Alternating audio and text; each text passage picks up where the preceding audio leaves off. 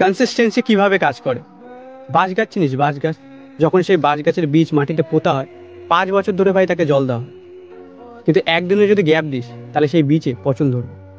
কিন্তু 5 বছর ধরে 1 সেন্টিমিটার পর্যন্ত গাছটা বড় হয় না, কিন্তু 5 বছর পর 9 সপ্তাহে 9 ফুট হয়ে যায়। তাহলে গাছটা কতদিনে বড় হলো?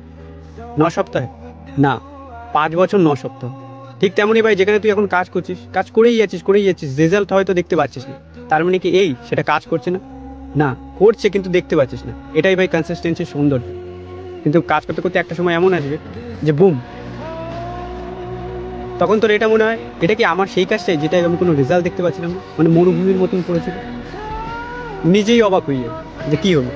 এই জিনিসটা তো তুইও দেখতে পাচ্ছিস যে একটা ফ্লোরের বিল্ডিংয়ের ভিত বানাতে অনেক টাইম লাগে, আর একবার ভিত তৈরি হয়ে গেলে তারপর ভাই ফ্লোর বানাতে বেশি টাইম লাগে না, তারপর ধাপ ধাপ ধাপ ধাপ করে উঠি।